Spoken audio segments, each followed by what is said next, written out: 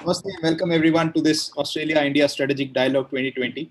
I'm Sahil from Rashtram School of Public Leadership. I would like to introduce our host for today. Dr. Anil Asthana is a gastroenterologist and liver specialist based in Melbourne. He is the founding trustee of the Rashtram School of Public Leadership, a director at various medical companies, and very actively involved with the Indian diaspora in Australia. He represented the Indian Australians at a strategic meeting with Srimati Sushma Swaraj, the former External Affairs Minister, in 2017, and recently again at the Pravasi Bharatiya Divas in Varanasi in 2019. He's a graduate of King's College London. This event has been conceptualized and steered by Dr. Anil Asthana. I request Anilji to please start the event. Over to you. Namaste and good afternoon, good evening, everyone. Thank you, Sahilji, for the introduction. Firstly, welcome to everyone to this inaugural Australian-India dialogue. I'd like to start off first by paying tribute to the late Sushma Swaraj. She was a stellar of a leader. She was a true visionary who revolutionized how the Indian diaspora connected to India itself through social media and so forth. And another reason why I want to pay tribute to Sushma Swaraj is when we had our discussions, she was very particular about being strategic. She always mentioned when we are doing work, we should be strategic. We should think about what is the goal that we are trying to achieve? Where are we going long term? And that is one of the reasons why we have organized today's event. There are lots of events where you will see the Australian-Indian relationship is celebrated. But this is not just to celebrate Australia-India relationship. This is to have a meaningful strategic discussion. Where are we going? What work are we doing? And I also want to bring to highlight our role as the Indian diaspora. Very often, the diaspora have a very passive role. We put the onus on the government. We put the onus on the diplomats. We put the onus on the community leaders. But we forget, as individual citizens, as Indian diaspora, we are very powerful. We have a lot of strength. Let me give you an example. In total, globally, there are 25 million Indians overseas. Now, in different countries, there are different stages of their development. Let's take the UK and the US. In the US, there are 4 million Indians. That makes up around 1.8% of the population because the US population is higher. What have they achieved? 1/3 of all migrant-started companies in the US were done by Indians. 1/4 of companies in Silicon Valley started by migrants were done by Indians. Look at the corporate scene. Numerous Indians are CEOs of large corporations, Google, Microsoft, MasterCard, the ex-Pepsi CEO. The list is numerous and many more. The UK, 1.5 million Indians. That makes up around 2.3% of the UK population. What about them? How have Indians done there? 6% of all doctors in the NHS, which is the National Health Service, are Indian. This statistic blew me away. In the UK, 40% of all healthcare retail businesses, and I'm talking about small and medium size, are run and owned by Indians. 40%.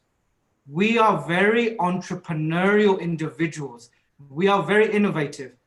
Let's look at us and talk about the politics. In England, after Prime Minister Boris Johnson, the second in charge, Rishi Sunak, who is the Chancellor of the Exchequer, the third in charge, the Home Minister, Priti Patel, both Indian origin. They've done remarkable there. Let's look here in Australia. What are we doing here? Where are we? What are we leading here compared to the UK, the US? Now, it can be argued, I'm from the UK originally, it can be argued that we are at a much more junior stage of our development. in Australia compared to the UK and compared to the US, but it's still worth thinking about. How strategic are we as a community? Are we leveraging our real strength in becoming leaders of our industry, politics, business, education, universities? Are we thinking ahead? Are we creating institutions? Are we creating an ecosystem where we can move forward? There was a document published by it's called the Indian Economic Strategy to 2035 by Peter Vaghela, and that was signed by Prime Minister Morrison and President Ramnath Kovindji in 2018. And they mentioned in the document that the AIBC, which is the Australian Indian Business Council, is the peak body for business for Indian businesses in Australia. But when they compared the influence AIBC had in Australia compared to equivalent organizations overseas, it did not match. The AIBC doesn't have tremendous sway in the chambers of commerce. What I'm getting at here is we are not just celebrating Australia, India. We are talking about strategic work. We are talking about each of us citizens being strong citizens and leaders. We need to step up. We need to step up. And this event is in an aim of doing that. So please, when you listen to our program today, have that in your mind. What are you going to do? Which area of work are you going to step up in? Where are you going to contribute strategically? We have a great 2-hour program ahead of us with some very distinguished speakers, and I'm very thankful to all of them.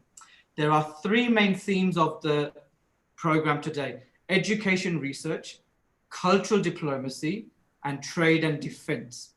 And we've got 2 chief guests of honor, Ambassador Gitesh Sarmaji and Shri Suresh Prabhuji. So first I'm going to introduce Ambassador Gitesh Sarmaji to inaugurate the event with his word. Ambassador Gitesh Sarmaji is the High Commissioner of India to Australia based in Canberra. He joined the Indian Foreign Service in 1986 and has been the ambassador to Uzbekistan and the High Commissioner of India to Fiji. Ambassador, we truly are grateful for you joining us today. Over to you for your words of wisdom. Thank you. Very good afternoon and good evening. It gives me great pleasure to participate in this meeting focused on relations between India and Australia. This is a wonderful initiative by the Rashtram School of Public Leadership.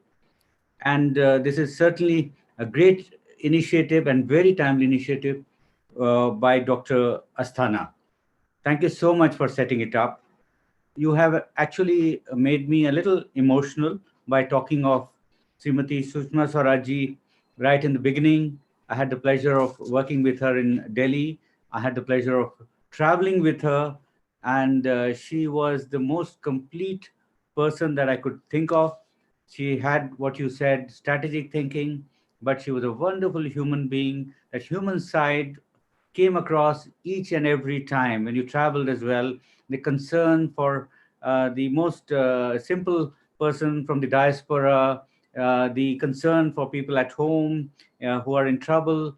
It was always so special to learn things from her. So I'm really, emotional and sentimental with that kind of introduction which came from you. India-Australia relations are underpinned by several commonalities. Sometimes we take it for granted, so it is worth going over them. We have our democratic ethos and very dynamic economies with strong complementarities. It is a very comfortable and natural partnership founded on shared values, shared aspirations for the common good, and shared approaches to major international issues. Indeed, we are increasingly becoming conscious that we share a geography too. Let me just recall that I had traveled to Perth and I went to the port of Fremantle. And when you look towards India, it's an absolutely unobstructed line to India. There are no small islands also in between. You can just draw a straight map. It's fascinating to look at the map of India and Western Australia together in one frame. So it is very important, and we are increasingly becoming conscious of our geography, shared geography. Sometimes we, when we pick up a book or a magazine, we can't wait to see the end. I've noticed several people, sometimes myself included, we start from the last page and then move to the first and then go backwards. If there is a message at the end, or a kind of conclusion at the end, that this is definitely an exciting time for our ties, and sky is indeed the limit. Today, there is an eminent panel to ponder over some very relevant themes. It does therefore look that we have an interesting afternoon ahead of us. I think at the end of today's exercise, we would have covered a fair bit of ground. But from my angle, some key issues are the following. The virtual summit of 4 June 2020 between our prime ministers was historic. It was agreed to elevate bilateral relations to a comprehensive strategic partnership, or CSP as we are beginning to call it in an abbreviated form.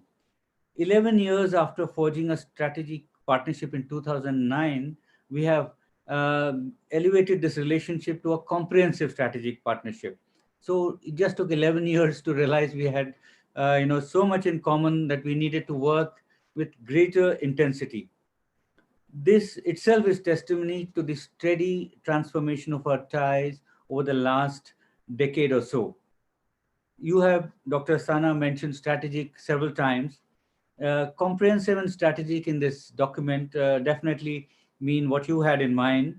It means we are now ready to engage in virtually any aspect of activity, any field we are able to work. It's practically limitless. We have that much trust and confidence. We would respect each other if the other side raised any issue for our consideration.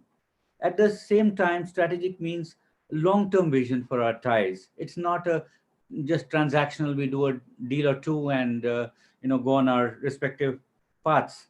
We are there as partners, as friends. We intend to work together. We intend to carry this partnership over a long period, and our engagement includes such areas as R&D collaboration, economic and commercial activity, maritime cooperation, defense, education, regional and multilateral cooperation, good governance, counterterrorism, people-to-people ties. What is noteworthy about this relationship is that it enjoys bipartisan support in both countries, in fact. If we look back in November 2009, then PM Kevin Rudd visited India along with PM Manmohan Singh, agreed to forge a strategic partnership between our two countries. We welcomed the expanding ties and the converging approaches. And sometime, as I said earlier, around 2011, Australia decided that India had the potential to be a major partner, and it took a courageous decision, I think, from Australia's angle, to export uranium to India. A psychological barrier had thereby been broken. What had began with the Labour Party here was carried forward by the governments that followed. It was interesting and very heartening to see a statement by Labour Party's shadow foreign minister, Penny Wong, on the eve of the virtual summit of 4 June this year, urging the Australian government, please do not miss this opportunity to take bilateral relations with India to a higher level. There is that feeling somehow it was always a case of missed opportunities with India. And Penny Wong was pleading with the government that don't let it happen again. What could be better than that? From the Indian angle, Australia's understanding of India's actions in response to the serious challenges from our neighborhood and on important issues was very much appreciated by us. I should say, after the Pulwama attack, Australia issued a strong statement saying that Pakistan could no longer allow extremist groups the legal and physical space to operate from its territory. It also asked Pakistan to take urgent and meaningful action against terrorist groups on its territory. We have found that the two countries also have similar understanding with regard to the Indo-Pacific region. Our joint work has the potential to promote stability in this shared region. In the world of modern diplomacy, personal contacts are also important. Our leaders share immense warmth for each other. Prime Minister Modi and Prime Minister Morrison have met 4 times during the last 1.5 years. Our foreign ministers have also met at least 4 times for bilateral meetings in the last 1 year. What comes out each time is that our leaders are extremely comfortable with each other. It was unfortunate that Prime Minister Morrison could not travel to India in January and again in May this year. But these were postponements were for very understandable reasons. If you recall the bushfires in around December, January, and then the pandemic situation, which has made virtual meetings more feasible than any other form of engagement. What is important is that notwithstanding the COVID pandemic, notwithstanding the difficulties in traveling, they attach such high importance to each other that we decided to beat the COVID-19 pandemic by choosing to meet in the virtual way. Let us not forget that when we keep talking about virtual, that actually Australia had been given the pride of place in India's prestigious Raisina dialogue in January. What has come out in the strategic space this time in the virtual summit is that our two countries agreed to elevate our 2 plus 2 foreign and defense secretaries dialogue established in 2017 to ministerial level, giving further momentum to the positive trajectory of our bilateral ties. In addition, we also always look forward to engaging with each other in trilateral and quadrilateral formats and also within multilateral fora. While we continue to battle COVID-19 in our respective countries, we are ready to work with each other to find common solutions which benefit each other and indeed the entire world. One of the important outcomes of the virtual summit was to activate the Australia-India Strategic Fund to provide for joint S&T cooperation to fight COVID-19, and a fund of $3 million was set aside for this purpose, where there would be collaborative research projects. Notwithstanding our own challenges in fighting the pandemic, taking into account our special ties, we facilitated the export of such items to Australia as paracetamol, hydroxychloroquine, and melt-blown fiber, which is used for making masks, to Australia when it needed. This reflects the spirit of our ties. Our bilateral trade and investment have increased, although the full potential is yet to be realized. Trade and investment flows between the two countries are growing, but they can grow even faster. We are jointly committed to an expanded trade and investment relationship which will benefit both economies. It has also been decided to re-engage on the bilateral comprehensive economic cooperation agreement. We are committed to working with SMEs and MSMEs to further strengthen supply chains and help diversify trade further. Once again, if I were to return to our theme of comprehensive and strategic partnership, I am happy to note that we are ready to work together in frontier areas as well. I had said the sky is the limit. India is working on its human space flight program named Gaganyaan. There are possibilities of our two countries finding ways of working together to make this important project successful.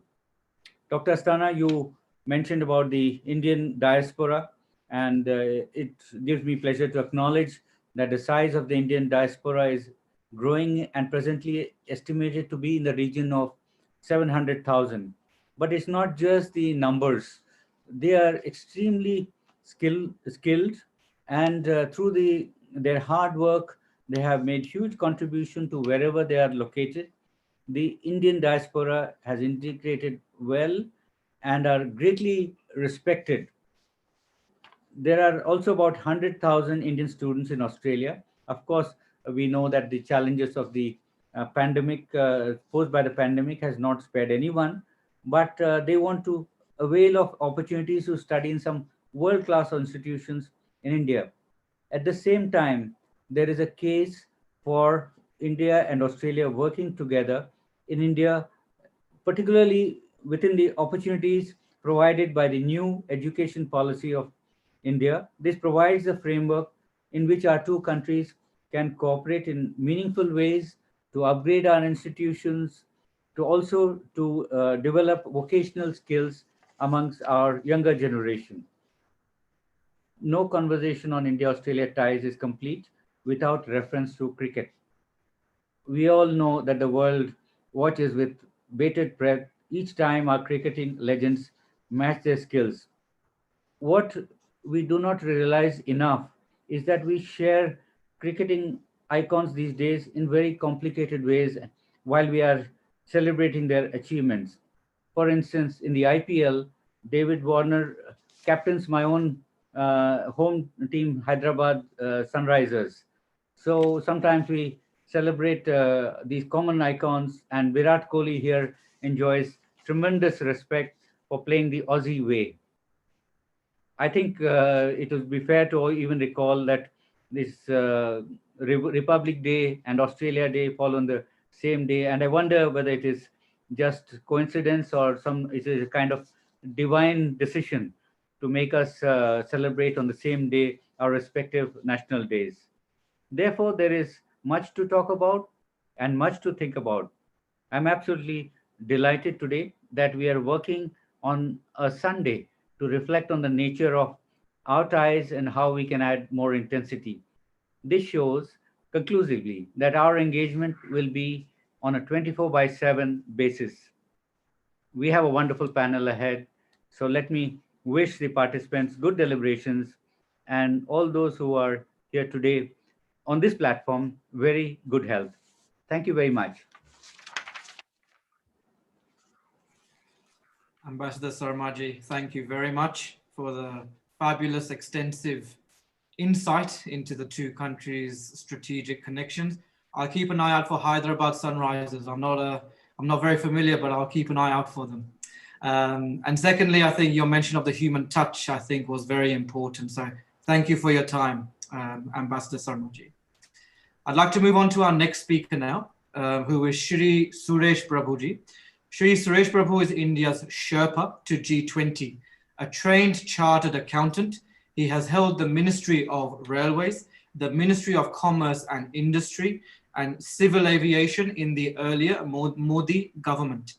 Under his leadership, India created many milestones like merchandise export reaching its highest point in 2018 to 2019 and initiated the development of the new industrial policies.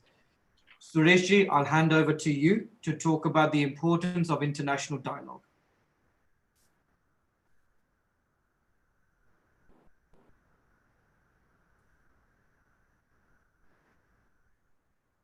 Mute.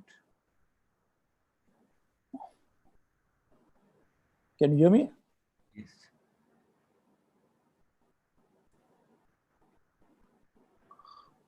So I would like to thank my friends for organizing this program, particularly Mr. Aggarwal, my colleague in the new university, issued university, which is probably will be the first university post-COVID, which the first new university which will start the courses post-COVID. So I really want to thank him for organizing this very important event. As we know, the world is passing through unprecedented crisis. And this crisis has engulfed each and every country in the world in some form or the other. Everybody is suffering, or the degrees will differ, but suffering is the same. And in that background, what is really necessary, if we are all sailing in the same boat, we rather sail together than sing together. And therefore, we must ensure that we must have a dialogue between different countries, different geographies, different societies. And that's the only way we can actually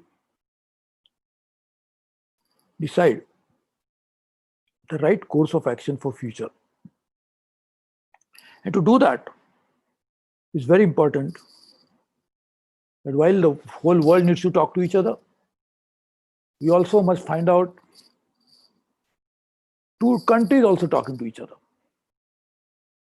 And in that context, today's dialogue is taking place. And as I said, Mr. Sahil Aggarwal, the CEO of Rishiud University, has taken the initiative, and I'm very sure over a period of time, we like to have such dialogues with as many countries as possible to ensure that we understand their viewpoint, we explain our perception about how the world should be moving, and in the process, we'll be able to articulate a strategy for mutual benefit and overall general benefit for global good over a period of time. As we know, Australia and India are two great countries. I know my dear friend, Mr. Ciobo will join this program a little later. He was a minister for trade, he was a minister for defense production, very senior politician. He was hosting my visit to Australia when we had discussed a broad framework of trade and investment, how that can foster the relationship to a great level. I'm very happy that Prime Minister Modi and Prime Minister Australia have now both elevated this relationship to strategic partnership. And that is something has happened from bottoms up. There are so many building blocks for this relationship. The culture, the security, the relationship between two societies, the diaspora, which of course binds this all together, tourism, which will be fostered, and all of that, education. Another very important element of this relationship. Research. Australia has some fantastic research institutions. So is India. So there are so many building blocks which were already there, which helped us to propel this relationship to a strategic relationship level. And now, since we are raised it to strategic relationship level through the two prime ministers, we can now exploit the potential more and make it more comprehensive, more stable, and more all-pervasive. Some of the challenges Australia is facing are the challenges for India. The challenges of both the countries are challenges of the world. And one of such challenge is climate change. The forest fires in Australia, which ravaged the Australian ecosystem, probably killed few billion animals and the living beings, and luckily not human beings. But as a result of that, we now realize that an existential threat to humanity will come from climate change. And not just to humans, but to the entire biological life. So Australia is now focusing more on climate change. The present pandemic is just a wake-up call. That if the humanity of the world do not rise to the occasion, there will not be any necessity for any more dialogues in future, because there will not be, nobody will be left on this planet. And therefore, Australia challenge, India challenge are the global challenges. I'm very happy that we have realized it and both of us are acting on it at the right time. It is estimated by anthropologists, by social scientists, that probably the first human being entered Australia put his foot in Australia 40,000 years ago. At that time, it was a very beautiful biodiversity country. So was India. We received, or rather, we were subjected to several aggressions from different powers of the world because India was so much rich in biodiversity. That was the beauty of India. And we are losing all that very fast. In fact, 83% of the biodiversity is already gone from the world. And therefore, we must work on this to have a proper dialogue. I'm very impressed that not many countries could have done it. Australian officially, government, Treasury of Australia have released a report of 2050 vision for Australia and the challenges Australia will be facing at that time. And that report mentions some of the challenges of Australia, which I think will be the challenges for the whole world. And therefore, that's a very good starting point for a dialogue as to how do you address those challenges, whether they're fiscal, whether they are economic, whether they are social, and including the aging population of Australia, which will be the case of most of the other societies eventually. And all of this together provide us a very good platform. But I'm also thankful to Australia under the leadership of former Foreign Secretary Peter Verghese, that set up a group, and I think I thank my friend Stephen for actually hosting that process. In fact, when I came to Australia, when he was hosting me, I'd met then Prime Minister and then Treasurer, who is today's Prime Minister. I'd met him, I'd met the Agriculture Minister, I'd met the Defense Minister, I met the Foreign Relations Minister, and all of them decided, they were all endorsing this view that Australia-India relationship has to elevate it to a new level, and that's why they talked about this vision 2035, I think, between India and Australia, which Peter Verghese had commissioned the report, and it's happened. In Indian side, we already think about 2035, and that time, of course, there was no pandemic, and I had prepared as a Commerce Industry Minister report of $5 trillion under the leadership of Prime Minister Modi, and this provides a complementarity. We can have a relationship based on common threats, common challenges, but also must explore the possibility of complementarity. And this is what exactly the Peter Verghese shared report provides, as well as from Indian side, our growing economy, which will reach 5 trillion and eventually 10 trillion over the next maybe 15, 17 years, depending upon the rate of growth now, post-pandemic, will provide us a mutual opportunity to work together. We feel very strongly that India and Australia, when they will fully exploit the potential that exists between this bilateral relationship, will provide a platform for the rest of the world to benefit from it. We are in two different continents, but we are part of the same world, the same planet. Therefore, this could be a very good starting point for development of this relationship bilaterally to benefit the rest of the world eventually. India's threat perceptions, India's opportunities that we look at, India's ability to provide support to the rest of the world, all of that eventually will help as a glue for this growing relationship between these two countries. I know we can do a lot of things together, and we can also help our own population to benefit from it. when Stephen and I were talking, we already had charted out an agenda which will be us mutual benefit. For example, we used to import once upon a time huge quantity of pulses from Australia. And then it happened, thanks to our Prime Minister Narendra Modi, that our pulses production went up, and India is one of the largest pulses eating country in the world. Because for vegetarians like me, and who are in large number in India, their protein content, protein intake comes from pulses. But when we realized that we cannot do it, Stephen and I, we came out with a solution.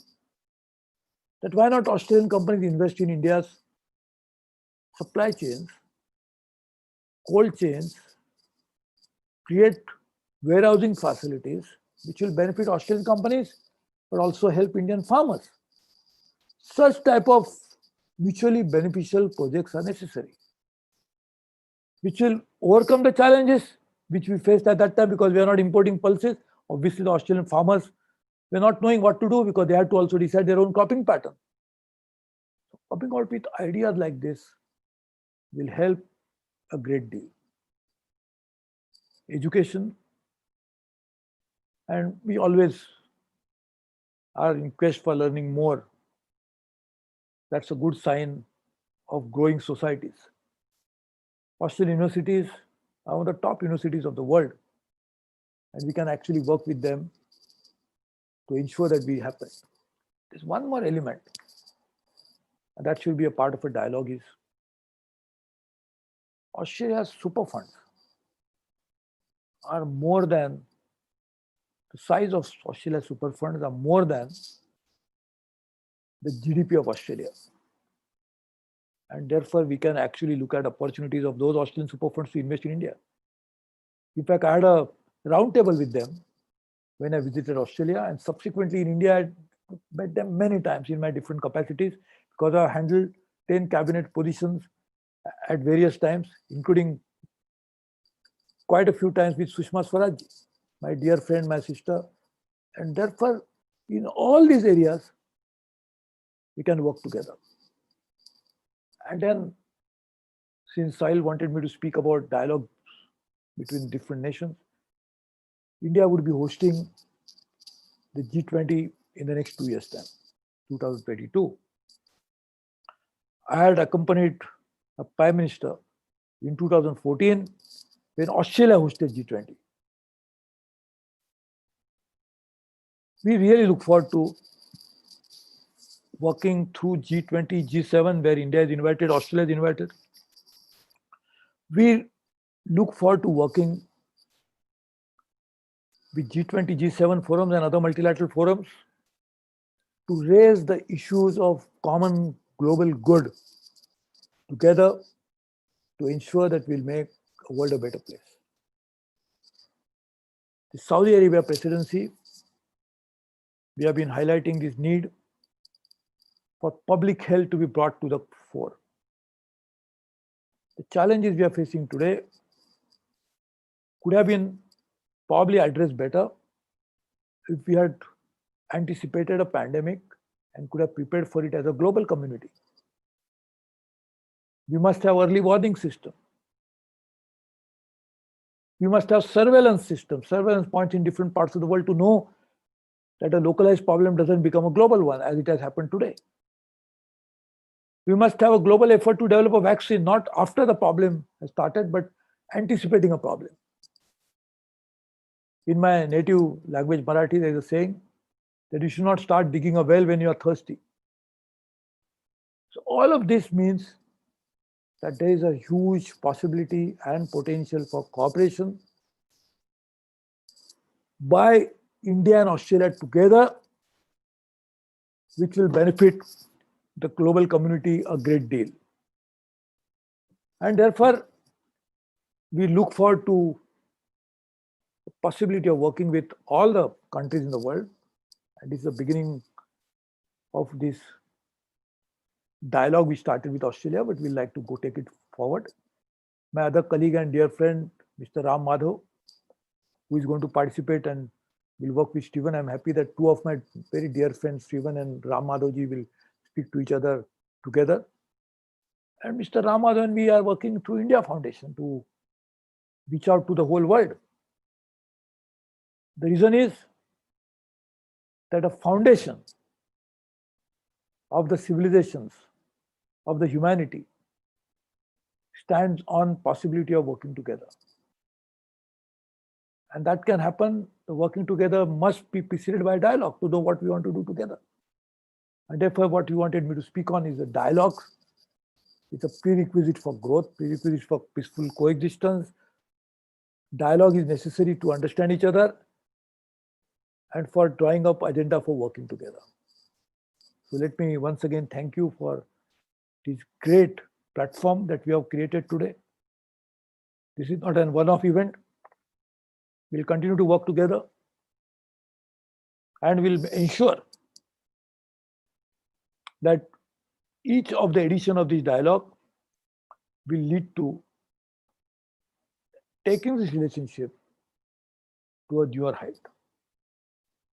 And I really thank my friends from Australia and all the organizers, and particularly my friend Steven for taking time on a Sunday to participate in a program like this. He has been a very senior politician, and of course now he's not in the parliament, but I am sure his influential voice will also help us to strengthen the relationship further. I really look forward to this very important dialogue. I once again thank Dr. Anil Asthana for taking the initiative with my dear friend and my colleague Sahil Agarwal. I can assure my friends in Australia that we are always there with you. And I, in fact, interacted with many of them. In fact, recently also, about a few weeks ago, I had interaction with the diaspora on possibility of working together. So we'll continue to do that. Thank you very much. And once again, all the best for the future endeavors. Thank you very much. Thank you very much, Sureshji. Very much appreciate all of your wisdom and experience. And for the audience, I'd like to highlight Sureshji was a real innovator and forward thinker when it came to climate change. And he had a very global perspective. So he's always been ahead of his time in that area and industry. And secondly, Sureshji made reference to a very important document for those of you who may not be aware. In 2018, Prime Minister Morrison and President Ramnath Kovindji signed a document which was put together by Peter Varghese called the Indian Economic Strategy to 2035, very extensive on every aspect of the Australian-Indian relationship, diaspora, economic, business, everything. Do have a look in your own time. So thank you very much, Sureshji, once again. I will now move on to the next session, which is going to be on education and research. And apologies if we are running behind time, but I think we've got such rich material coming up. We don't want to cut it short for the audience. So the next session is education research, which will be chaired by a dear friend, Sahil Aggarwal.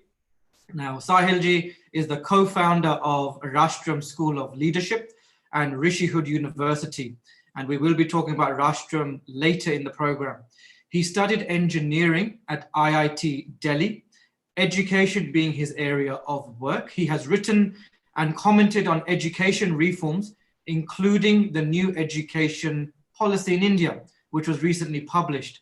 So we've got two very esteemed speakers, and I will hand it over to Sahil. Thank you very much, Anil. So on this very important topic of education and research, which is, I think, one of the highlights of partnership between India and Australia, we have two very interesting and distinguished speakers with us. One is a seasoned academic, second is a career diplomat. And I would like to introduce both of them and welcome them to this dialogue. I request both of you to switch on your videos. Umesh Professor Umesh Sharma is a faculty in the of education in the Monash University, where he is also the academic head of educational psychology and inclusive education community. His research is in the area of disability and inclusive education, which spans many countries. Tanya Spisban is the director of Australia-India Institute in New Delhi. She has been a career diplomat with the Australian Department of Foreign Affairs, where earlier she served the Australian missions in Delhi, Moscow, and Baghdad. So coming from a variety of locations and a very rich experience in diverse areas such as health, technology, diplomacy, trade, and sustainability, education is one of her core areas of work. I welcome you both, and the format of the panel will be that I'll request both the panelists to give some opening remarks regarding where they see education and research partnership between India and Australia, and then we'll move to some specific questions to both of them. So I'll request Professor Umesh to start with your opening comments on this topic. So thank you very much, Rashtram, and thank you very much, Anil. First of all, can I say my prayers are with everyone in India as well as in Australia. We are going through a very tough time, and it's COVID-19. So I want to pray for all the families here in Australia as well as in India. It's a difficult time, and what I said that what Rashtram is doing this time, bringing those two countries together is great initiative. And so the question that you asked me is like, during this time, how education can bring these two countries together. I'm going to talk quite a few things a little later on, but what I realized that these two countries have so many things in common, and we can learn so many things the way, because we both are Commonwealth countries. We have very similar system of education in these two countries. There are ways we can cooperate in, education and various aspects of education. I'll talk more about as we move forward in this conversation. So I'll let Tanya speak about her.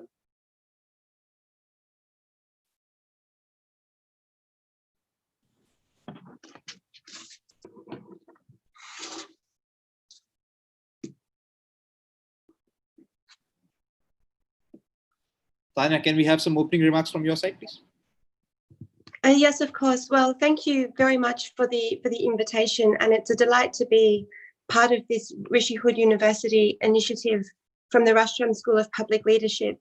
I've been struck by many of the comments that have been already said this morning, and would like to add my acknowledgements of the wonderful Sushma Swaraj ji, who was an incredible force for good, and also my respects to Arun Jaitley ji, who was also a powerful force for Australia-India relations. And just to reflect on the comments of High Commissioner Gitesh in terms of the importance of cricket, in addition to visiting Australia's super funds, Mr. Jaitley, as Finance Minister at the time, also visited the Donald Bradman Museum in Bowral in Australia between Sydney and Canberra. So I think that rich cultural dimension is certainly key.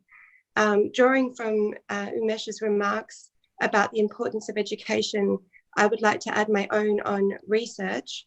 Research is a critical tool, I believe, that underpins how we work as societies and also our positions in the world. Knowledge is critical, and I believe to the vision of Atmanirbhar Bharat, or self-reliant India, as well. We often talk about knowledge is power, and I think that couldn't be more true in a world where we're seeing many of these grand challenges that Suresh Prabhu has just outlined, including climate change, this COVID pandemic, and others. And knowledge can really help us to unlock, hopefully, solutions to many of these dilemmas.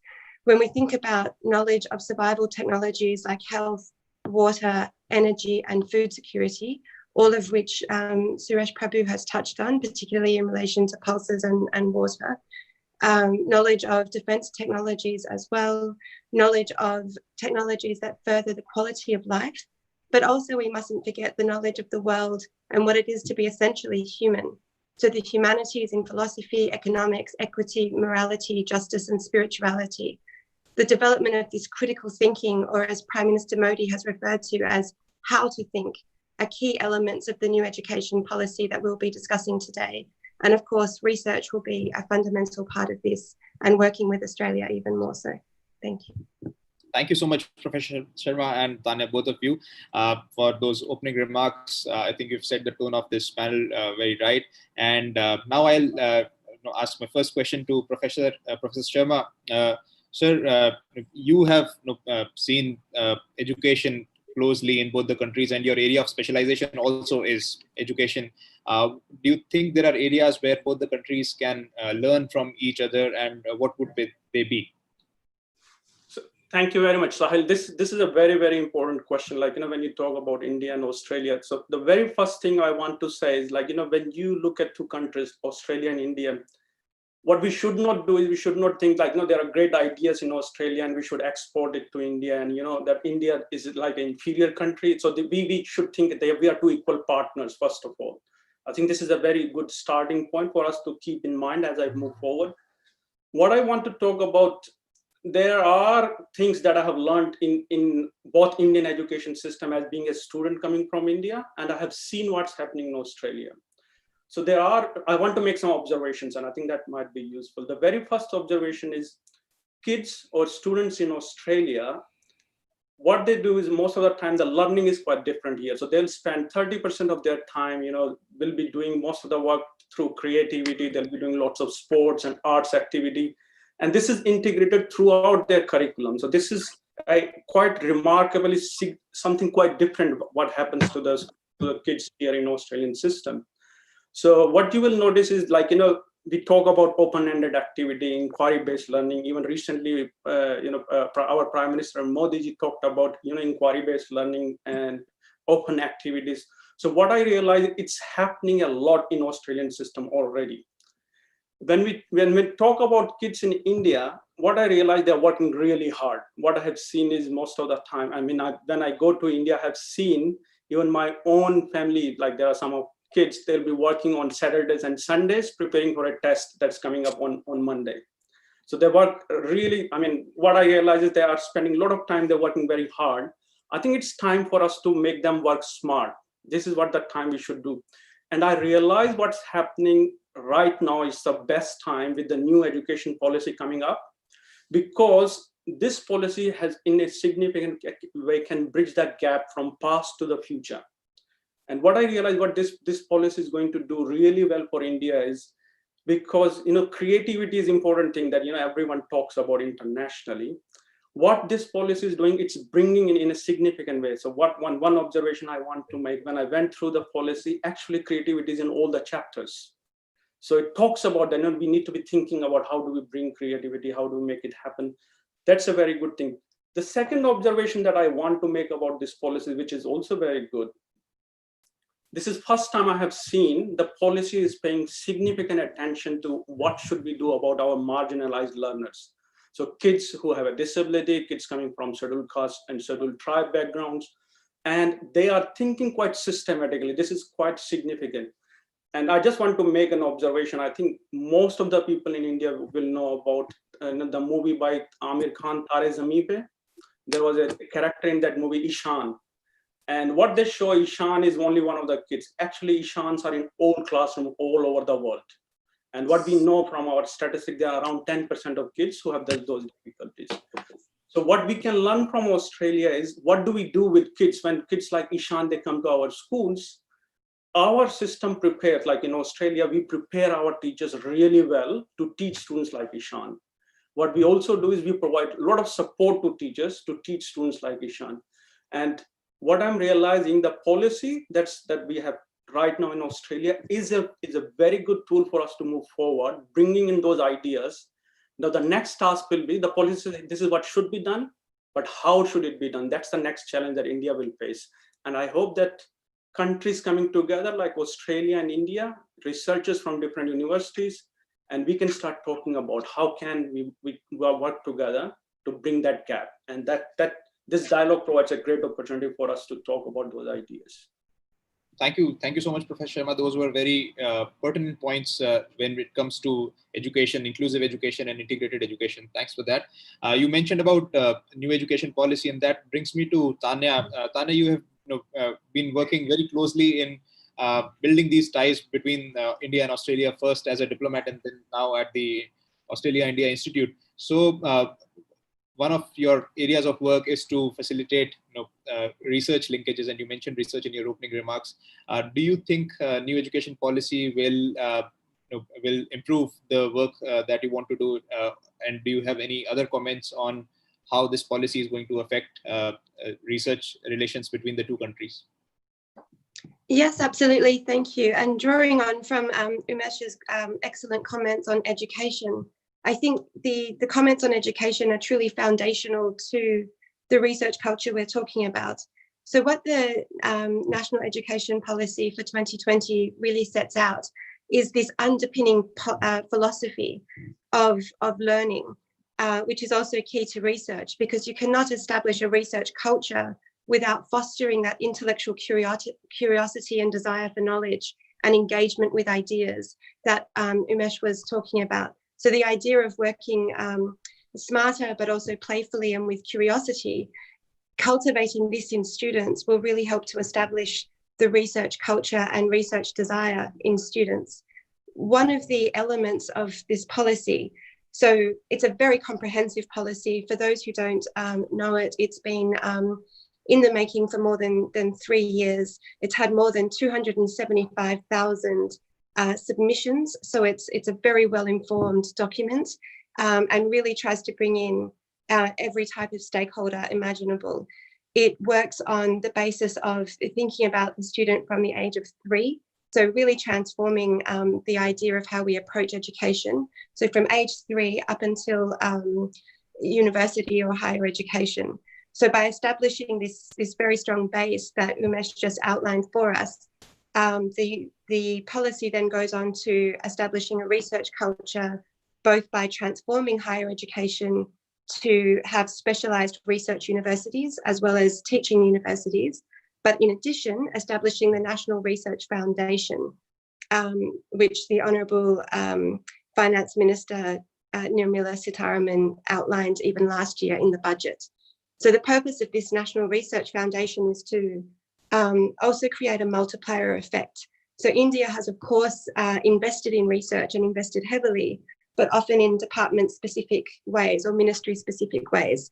And what this will do is pull the research together to identify opportunities for cross-disciplinarity, as well as to ensure that there's no duplication, so that you can really advance the research cause in clear priorities that also contribute towards some of the public good outcomes that we've been discussing today.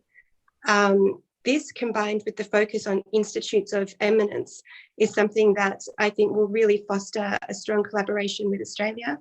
In the National Education Policy, it talks about wanting to collaborate more deeply with the global top 100 universities. And of course, Australia has our group of 8, where the majority of our group of 8 universities fall into that top 100.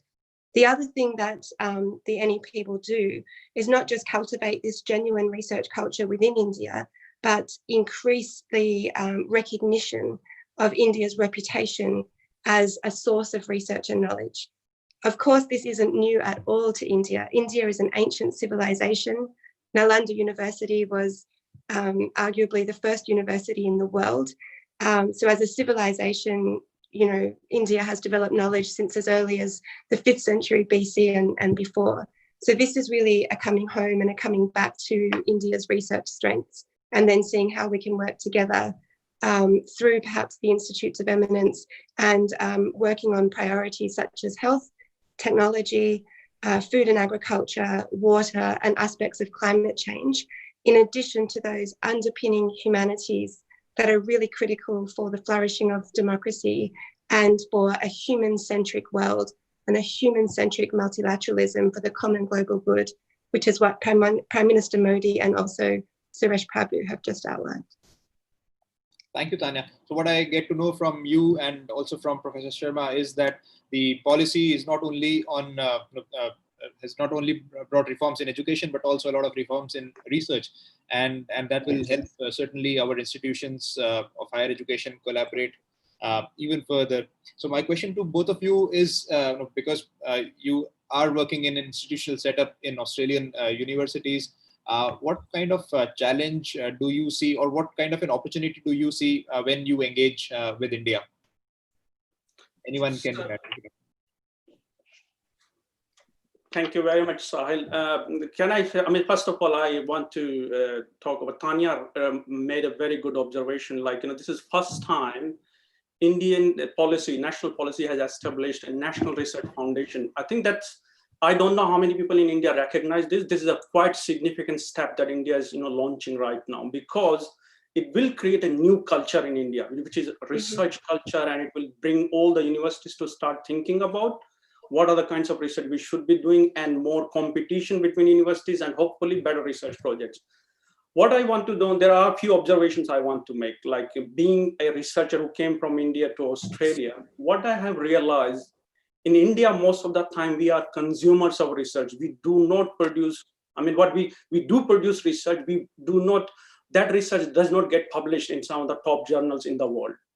So there is a very, I think, urgent need for us to move from consumers to producers of research. So that's one important thing we need to start thinking about.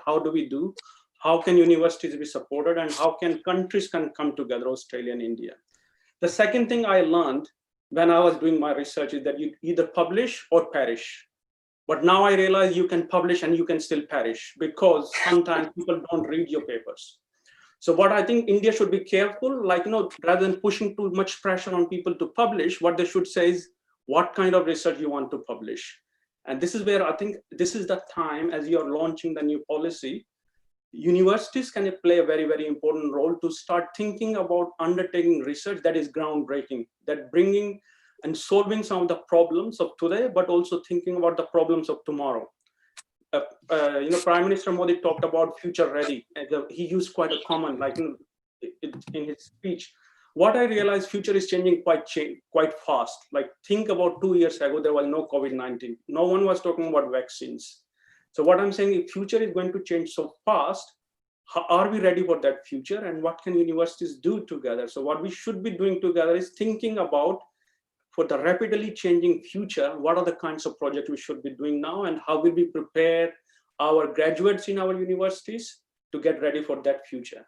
So this is what I'm talking about. Research culture needs to change. We need to rethink about how we will use our existing funds, but also within this, how will we prepare our new graduates to undertake groundbreaking research? And this is where I think what we can do is, we have G8 universities in Australia. India has some quite good universities. What we should do is think about how can those two universities come together. And one thing I want to highlight, we should not think about Monash University working with one other university. What we should think about is research problems and research agendas. So for example, Monash University has a strength in, say, teacher education or inclusive education. We should identify what are the other universities in India that have interest in this topic and bring those universities together. So it needs to be driven by agendas rather than driven by just two universities coming together. And I think that will play a very, very important role as we move forward. That's a very good point, Umesh, because currently we have some institution-to-institution collaborations, and they're doing quite significant research. But as you said, if it's agenda-driven research which has a larger purpose, then that's more meaningful. Tanya, do you wish to add something to this? Yes, of course. All outstanding comments that I think really build up not just the case for research, but also the progress and the priority that India is placing on research. India is obviously emerging as a global superpower. This is clear, or at least a major power in the 21st century. The Honourable Suresh Prabhu outlined the fact that India will be hosting the G20 in 2022. It is being invited, like Australia, into the G7.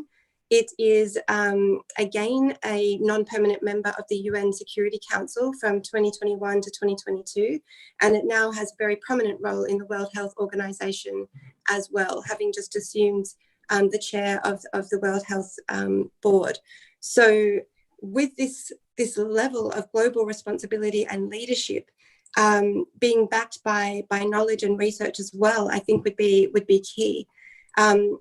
Umesh just outlined publish or perish, which is, I know, a deep concern for researchers, and it leads me to think about how other countries have really stepped up in this world of achieving global leadership, in some ways through driving knowledge. So obviously elements of superpowerdom include economy, the ability to influence other countries, but part of that is really knowledge. And we can see that China, for example, has invested very heavily in knowledge capability. just this year, China has emerged as Australia's research #1 partner, ahead of the United States. So in terms of publications, it's gone from approximately 3% of co-publications for scientific publications between Australia and India back in 2005, 3%, to 16.2% in 2019, the number of joint publications. So it would be terrific to see and encourage Australia-India collaborations for publication as well. And not for the sake of publication, but for the sake of a common research agenda, as Umesh was discussing. So this was music to my ears. Obviously, Australia and India have been cultivating a research agenda through our leaders as well. So when Australia's Education Minister, Dan Tehan, came to India last year, he met with MHRD Minister to discuss, Minister Pokhriyal, to discuss agriculture and water research, for example. The Raisina dialogue, we discussed with Foreign Minister Maurice Payne the importance of climate change and working together with India on climate change research as well as something that we need to work together on. With us at the Australia-India Institute, we are actually coordinating a virtual research hub, because while we are all in different parts of the world today on this Sunday working together, we realise that mobility has never been more challenging, and at the same time, connectivity has never been more possible.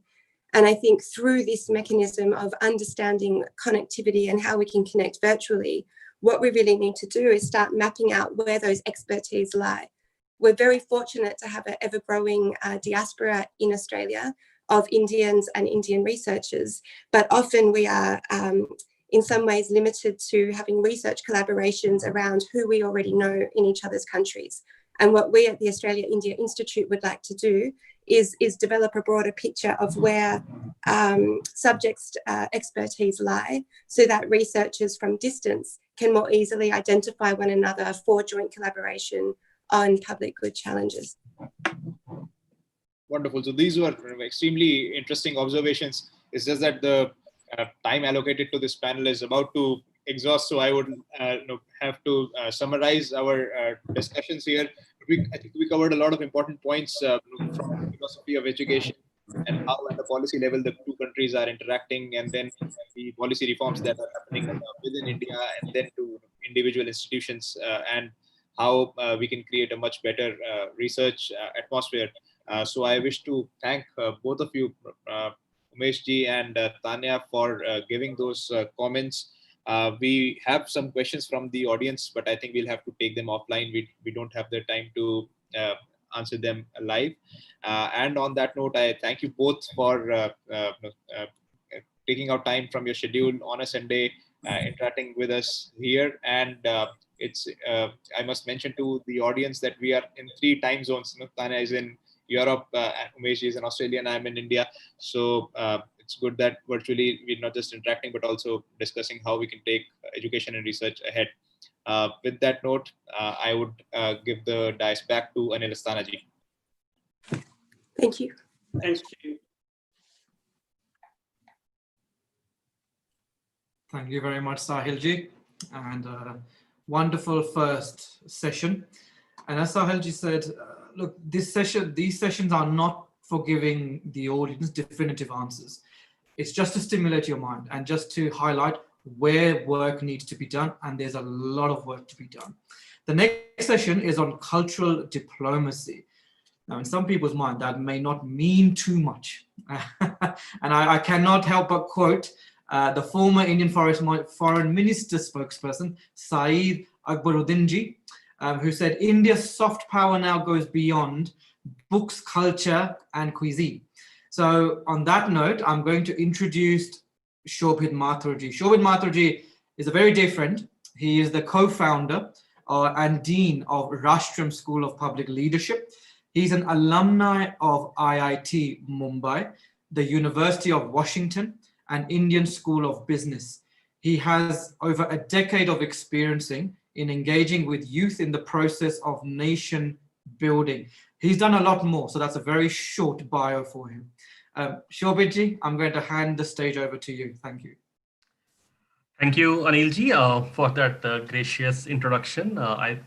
We have excellent panelists on this session on cultural diplomacy, something which doesn't come out so often. It's almost always said as a lot more could be done on that front.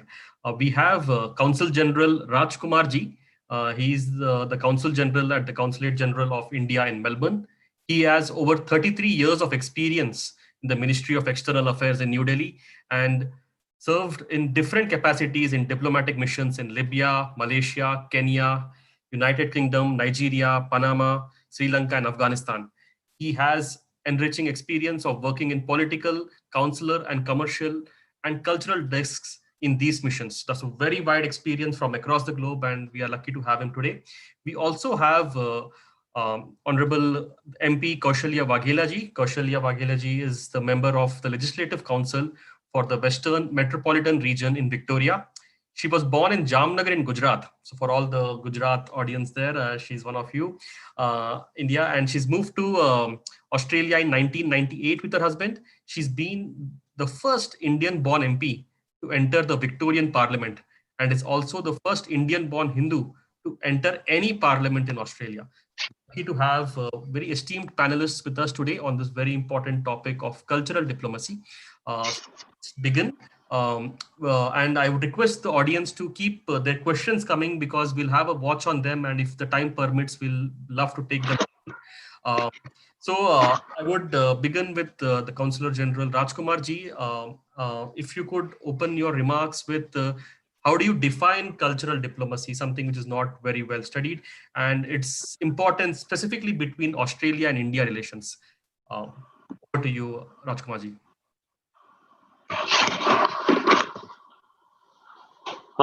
Thank you, Shobhit, for inviting me on this dialogue. Well, I like to extend my heartiest congratulations to Rashtram and the High Commission of India, Canberra, for organizing this Australia-India Strategic Dialogue, which is here to celebrate the spirit of friendship and strengthening the ties between the two countries, and which will also be aiming towards the efforts on deepening these relationships in the future by creating future leaders. It is an honor for me to participate in this strategic dialogue and to discuss this aspect of cultural diplomacy between India and Australia. Well, when we talk about cultural diplomacy, it might sound like a new concept, but this practice has existed for centuries. Explorers, travelers, traders, teachers, and artists can be all considered living example of early cultural diplomats. Indeed, any person who interacts with different cultures facilitates a form of cultural exchange which can take place in fields such as art, sports, literature, music, science, business, economy, and beyond. Trade was not solely an exchange of material products, but was also an exchange of skill, art, food, and ideas, which were all an expression of culture. This celebration and exchange of culture has always been deemed important and would be the center point for facilitating dialogue. This interchange of gifts, souvenir, art, ideas, skills, and perhaps even communication, traditions from one country to another can be seen as early example of cultural diplomacy. When in the modern world, if we describe this cultural diplomacy, we can describe it as the steps we are taking based on how we communicate and discuss about our ideas, our traditions, our art, craft, our values, and how we relate to it, share, and how we have benefited from it. This all can be brought forward and shared with other countries, boosting their rich knowledge and cultural heritage, socio-cultural cooperation, and promoting the national interest of both alongside. Cultural diplomacy may be best described as a source of actions which are based on and utilize the exchange of ideas, values, traditions, and other aspects of culture or identity, whether to strengthen relationship, enhance socio-cultural cooperation, promote national interests, and beyond. Cultural diplomacy can be practiced by either the public sector, private sector, or civil society. And it is not necessary that this cultural diplomacy is only practiced at the government level. Everyone in private or social sector who is having to desire to work towards it can be considered cultural ambassador. Therefore, I call every Indian when he or she is out of India, they are the cultural ambassadors of India. The way they behave, the way they interact, it reflects to their country. So they have wider responsibility when they are out of their country. Thank you. Marks Rajkumar. Very important. It's not just between the two states, but it's also between the people. And no better person to represent this than the Honorable MP Kaushaliya ji, who we have with us. Kaushaliya ji, what are your thoughts on this thing about cultural diplomacy and specifically between Australia and India? How do you see it? Thank you very much, Shobhit ji. First of all, I'd like to thank Rashtram and your team, Anil ji, Sahil ji, to invite me to this forum today and give me an opportunity to share my views. It was great to hear from the previous panelists, Suresh Prabhu ji, Gitesh Sharma ji, Umesh Sharma ji, Tanya, and of course, I would like to acknowledge Kumar ji, who is over here today. Something that I will say today will be in terms of some sort of overlap between what I will say and what Kumar ji will say. So I just want to check whether you want me to just speak about the importance of the diplomacy between Australia and India. Is that what you want me to speak about? Yeah, we can start with that and then we'll explore deeper. Yeah. Or you just wanted to talk about just the cultural diplomacy first? So specifically between, so I think the Consul General gave a very broad overview of cultural diplomacy, but particularly between Australia and India, if that aspect. Yeah, sure. Yeah. Yeah, sure. That's fine. So I think we all heard about the report that was mentioned earlier, India Economic Strategy to 2035 from Peter Verghese. It's a very detailed report and it's got a great vision. In terms of the importance of cultural diplomacy between Australia and India, has been until now dominated by the concept of 3 Cs. And we all have heard those 3 Cs, courage, cricket, and Commonwealth. Well, it's a cliche now, and these 3 Cs show that Indians and Australians have a shared cultural foundation. But looking beyond this, we can see how Indian cultural identity is shaped in Australia. As India repositions itself both economically and geopolitically, it's time for Australia to step up our relationship and go beyond the 3 Cs. The people of our 2 countries have started engaging better with each other, but are still in the process of understanding each other's culture and strength. Though there is a strong desire to move beyond the 3 Cs, I'll be very happy to see this understanding deepening so that the engagement can be more productive and long-lasting in different spheres where the potential is still not fully tapped.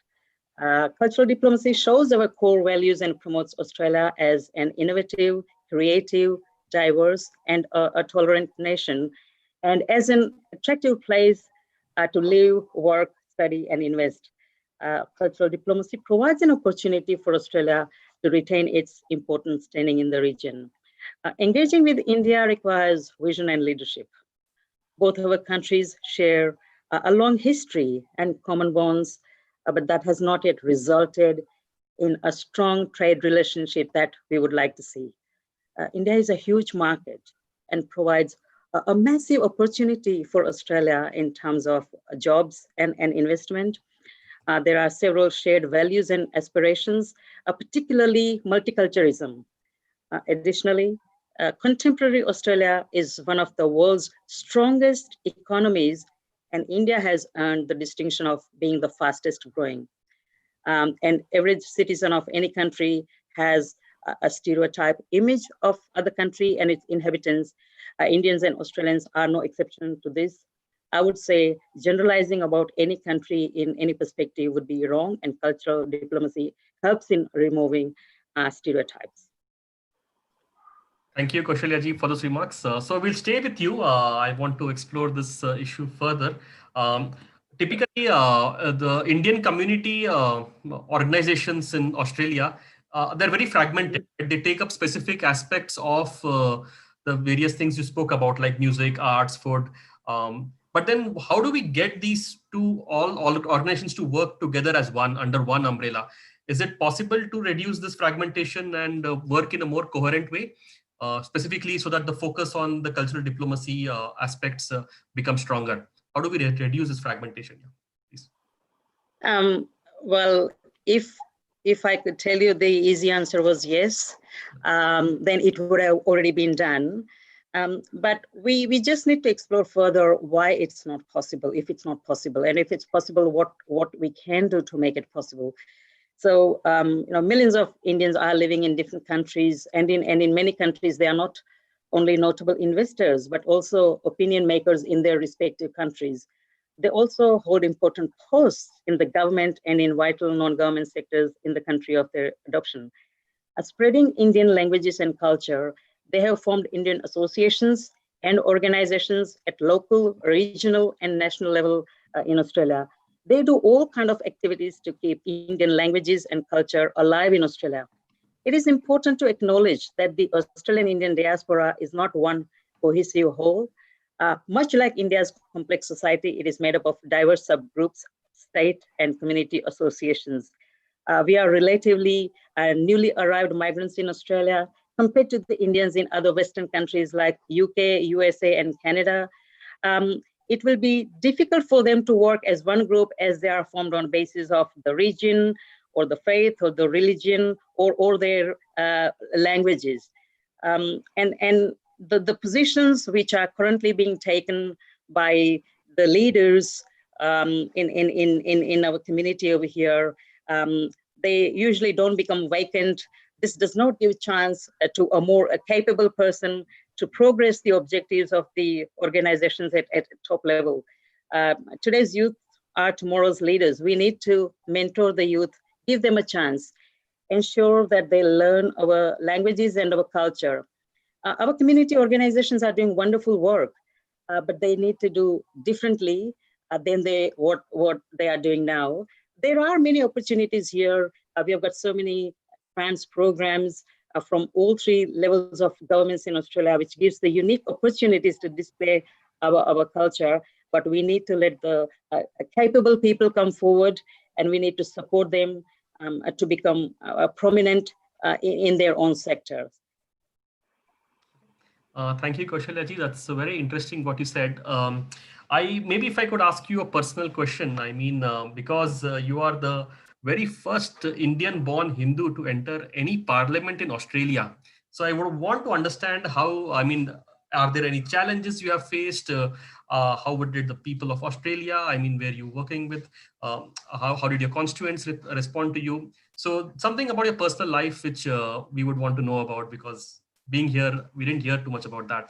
If you could share about your political journey, that would be great. Sure. So I came here 22 years ago as an international student from India. You already mentioned about the state and the city that I come from, which is Jamnagar. So I've been here only over a little bit about 2 decades. I'm a first generation migrant over here.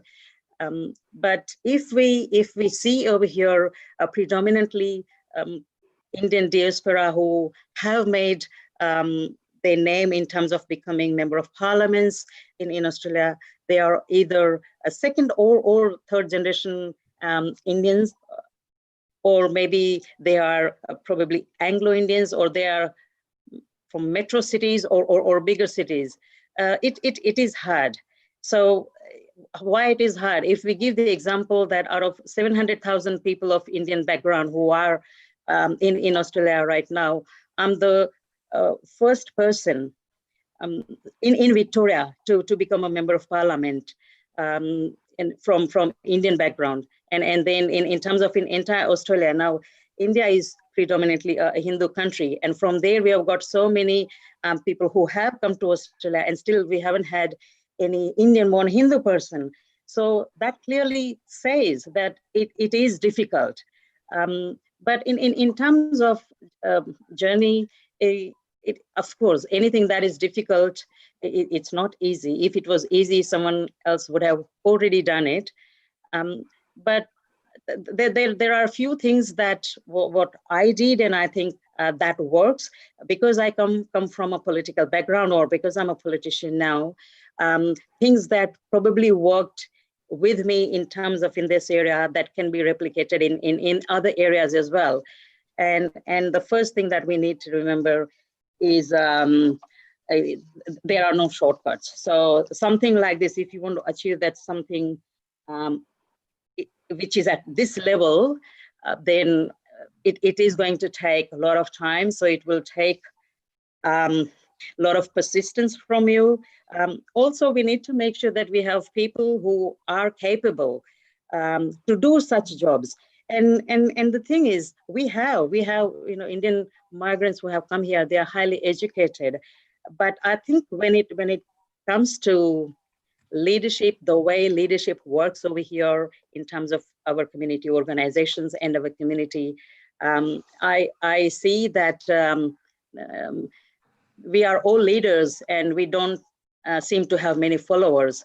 And as a result, what happens is that we are not able to make our mark in areas which will give us that prominent positions, which will help us make our mark and go to the level where the relationship of both countries should be where it should be, not where it is at now, because there's a huge potential. So as far as I'm concerned, of course, it also goes in terms of my background, my upbringing.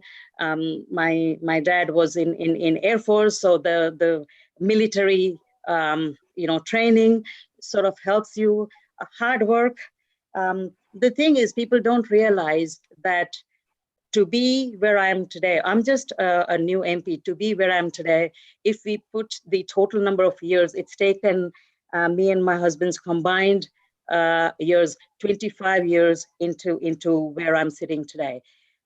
So what happens is, if we have expectations, our people have expectations that, well, I want to become this, but we don't show the persistence to achieve that and put the hard work. And I keep going to a political example because that's where I have been successful, is if you go to one of the campaign and just hand over the how to vote card for half an hour, it's not going to work. You actually have to do a lot of work, and work means real work, not some of the work which has been redefined by some people by just taking photos on Facebook and putting on Facebook. And I think the way there are two different lives, real lives and virtual life, I think it's the same thing with something like this. You actually have to do real work. Just going on Facebook and taking the photo, it's not going to help. Thank you, Kaushaliya ji, sharing that deep personal journey and the way the Australians have loved you, and I'm sure you will grow a lot more in your political career and you'll make all of us here proud. Particularly when you talk about culture, you also said about your Indian roots, which kind of help you be successful there. I think that's very good. I would want to close with the Council General's remarks. Rajkumar ji, if you could tell us what are the initiatives which our mission in Melbourne is taking up to deepen this cultural ties That would be a very good closing for the session. Well, when we talk about the cultural diplomacy which the Indian consulate is doing, we have been working closely with the Australian diaspora here. There are a lot of things which the Indian consulate has been doing. I'm here for the last 1 year. We have organized a large number of cultural programs discussing back to the cultural diplomacy between India and Australia. It reflects many years of strength going shoulder to shoulder.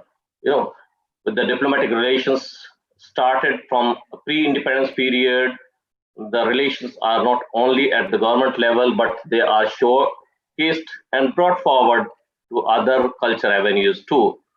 Victoria is a state where there are many cultural festivals and activities are organized regularly. There are so many Indian festivals that we are no longer classified as the Indian community festivals. These festivals belong to Victorian diaspora as well. These are regular Holi and Diwali festivals happening in Victoria from nearly 2 decades. And they are regularly graced by the Victorian Premier and other ministers. The Diwali festival that is happening every year at the Federation Square is not called Diwali, but it reflects the sentiments of the belonging, adaptation, and ownership, as it is called as Victorian Festival of Lights. It displays a bonding of this festival to all Victorians here.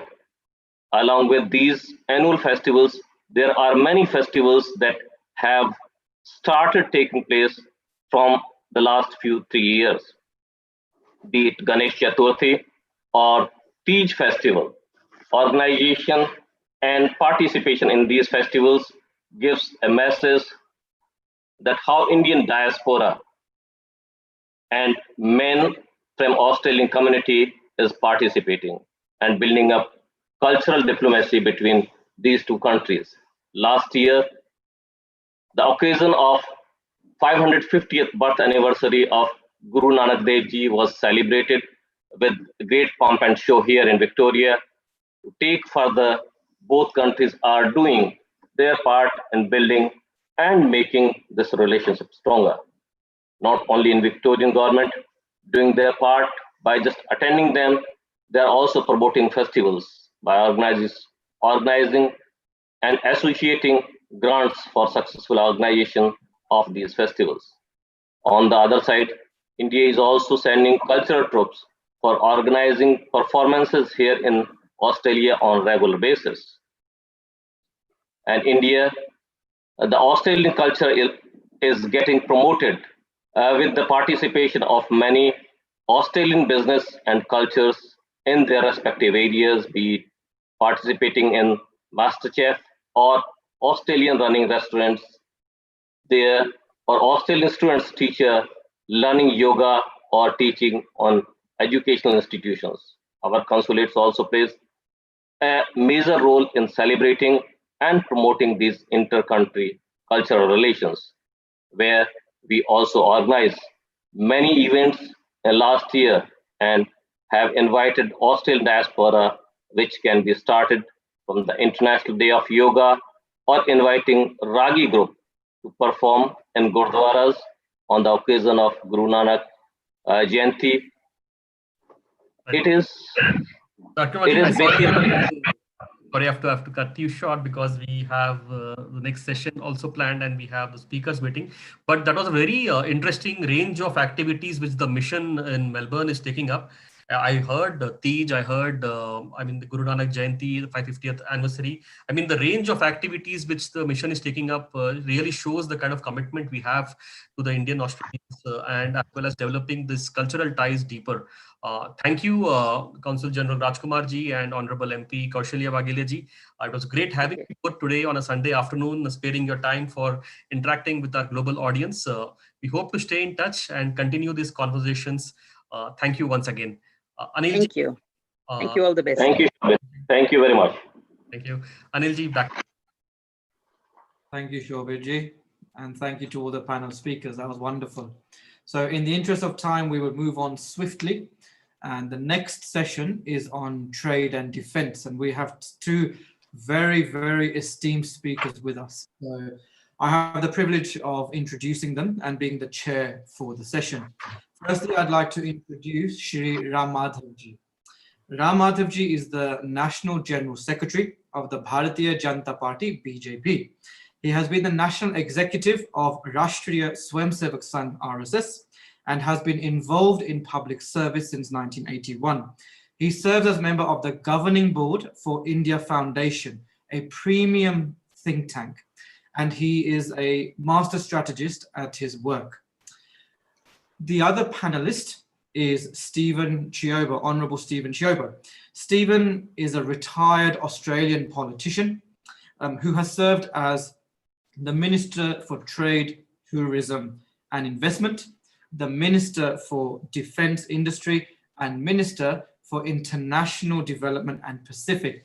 He has a vast experience in trade negotiations and spearheaded many bilateral treaties between Australia and other countries, including Indonesia. Can I please have Ram Madhav ji and Stephen on the screen if you turn your video camera on, please. Good afternoon, Stephen, and good evening. Hello, Anil. Good to see you. Thank you for joining us. Ram Madhav ji, are you there?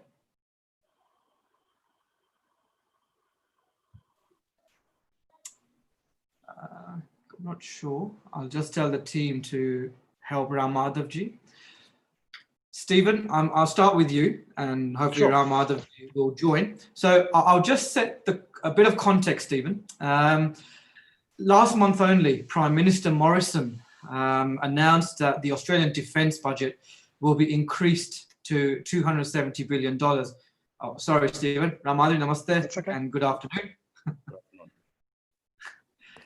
So Ram Madhav ji, I'm just setting the context. So Prime Minister Morrison last month announced $270 billion towards the military and defence budget of Australia. And he mentioned in a post-COVID world, it's going to be a world poorer, more disorderly and more dangerous, as I'm sure you remember he mentioned that. Another quote, Stephen, is by Professor Rory Medcalf from Australian National University. He's done a lot of academic work in this. And he was implying that Prime Minister Morrison's comments were reflecting how China is becoming very aggressive, and it's really to counteract that. In that context, Stephen, what importance do you see between India and Australia from a defense perspective, primarily? Well, thanks, Anil, and thank you for the opportunity to speak with everyone this afternoon. It's a great opportunity for me, and hello to everyone that's listening. I mean, to your question, I think you need to take one step back, and that's what I'd seek to do. And that's look at the nature of the bilateral relationship between Australia and India. And I think it'd be a fair comment to say that the relationship is certainly not as strong as it ought to be. And there's a number of reasons historically behind that. And other speakers may have touched on this. So if I'm repeating what others have said, please let me know. But in an historic context, Australia's interests were perhaps in a slightly different sphere to where India saw its future being.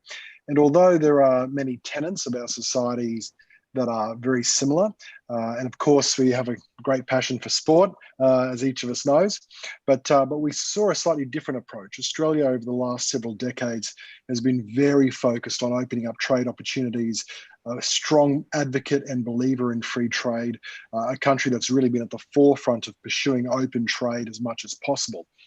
India adopted a slightly different approach.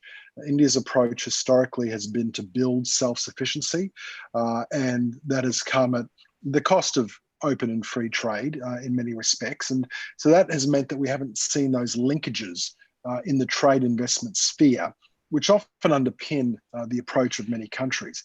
But I think that's changing. And if there's one thing the pandemic has shown us, it's that we need to have a stronger sense of self-sufficiency. So kudos to India's vision around self-sufficiency, and those countries with long and stretched supply chains like Australia have had to refocus on building self-sufficiency. But also now India increasingly is also looking to the world and looking for export opportunities, looking to import capital, looking to import foreign direct investment to help underpin and drive India's economy, and that's going to be critical. But the other thing that we've seen as part of this pandemic is, of course, the way in which there has been pressure applied on China and China's reaction to it. And we have seen, for example, over the last 2, 3, or 4 years, the bilateral relationship between the United States and China reach arguably its most fractious that it has ever been. And in that context, we're starting to see, particularly among what are called the Five Eyes countries, that is namely US, Canada, the UK, Australia, and New Zealand, but there's been a lot of friction with China, and that's led to its own series of concerns. And we also see, of course, that there has been a high amount of friction between India and China. And the disputed territory continues to be a real friction point for both countries. And India is building self-sufficiency and making its view about its impact in its region very loud and clear, and that's to be applauded and recognised. So to your question directly about the defence in the future, I think there are strategic benefits that can flow. I'm delighted to see an increase in the tempo of activity between Australia and India on the defence front. We can share IP, intellectual property around defence industry. We can share opportunities for training regimes for our airmen and women, servicemen and women, those in the Navy, those in the Army and those in the Air Force, as well as, of course, opportunities around the new paradigm, which of course is cybersecurity, and opportunities there as well. So we are now starting to see that there's a lot to be gained from what I would call the one key word that applies for Australia and India, and that is diversification. It's good for India to diversify. It's good for Australia to diversify. Thank you, Steve. A lot of points you've covered and very valuable ones. I'll come back to that in a moment. Madhavji, I'd like to just bring you into the conversation, please. So could you share your thoughts on the strategic importance, the relationship between India and Australia in the defense arena, particularly during these turbulent times? What are your thoughts, Madhavji? Thank you. The Australia-India relationship is an old relationship, as rightly mentioned by my colleague earlier. What we are doing now is to try and upgrade it to next higher level. For example, we had a strategic agreement some 10 years ago.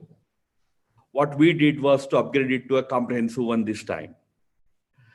This effort of upgrading this relationship should be seen from two prisms. One is that immediate prism of the immediate situation that we face in our neighborhood, namely the Indo-Pacific neighborhood. In that sense, yes, in this relationship, certain new things have been added to it. Logistics support agreement, defense-related, purchases-related understanding that we are reaching out between our two countries. These are all important additions. But my emphasis would be that we should look at this relationship from the long-term prism also. Why I'm saying this is that in the 21st century, the region in which we two countries live, namely this Indo-Pacific region, has emerged as the epicenter of the strategic world. In fact, global power axis in the 21st century has moved away from Pacific Atlantic to Indo-Pacific. It is here that in the next several decades, the most important happenings are going to take place. They are already taking place. It is here that you will have maximum trade happening, whether it is container trade or energy trade or defense trade. It is here that that's going to happen. It is here that countries with that kind of deep pockets exist today. It is here that populations with purchasing power exist today. In other words, this region will be what the Western Europe and America were to the last century. Now, countries like India and Australia have to realize that there is a long-term vision involved in it. We have to now build an architecture in this Indo-Pacific region, which will cater to the new reality of this region. When I say region, the most happening region of the century.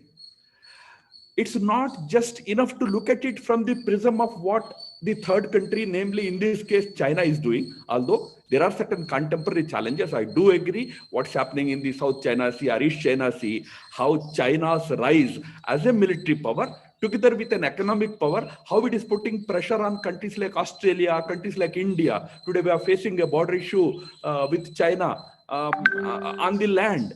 And Australia is facing trade issues with China. USA is facing issues with freedom of navigation in South China Sea area. So these are the kind of contemporary challenges we are facing. In that, of course, this relationship becomes a very important relationship together, but also together with many other countries. For example, we two countries, but also together with the ASEAN neighborhood, the 10th country grouping of ASEAN. Together, we will emerge as a strong force. Australia with its South Pacific neighborhood of 12, 13 countries, ASEAN countries, India and its SAARC neighbors, our BIMSTEC neighbors. Together, we form some 40, 50 country alliance. It's a strong alliance, our coming together will be. So this is also required for addressing the immediate challenge that we face. But remember, we should not make the mistake of looking at this relationship only from the prism of this contemporary challenge of China. We have to look at the long-term prism. The global institutions have to be restructured today to suit the current reality of the emergence of Indo-Pacific as the new power center. Today, we don't have any big voice in the global institutions. Now, together, we have to build our voice. We have to build a new architecture here. In that context, I see a lot of potential in this relationship, because we two countries, we, of course, share certain economic interests. Of course, we share certain, as you mentioned, defense interests. But beyond that, we share certain values. We are democracies. We believe in rule of law. We want those values to be the values that guide the entire region.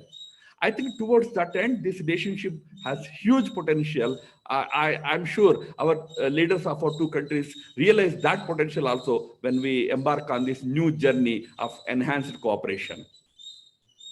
Thank you, Madhavji. Very, very sound points and a lot of points.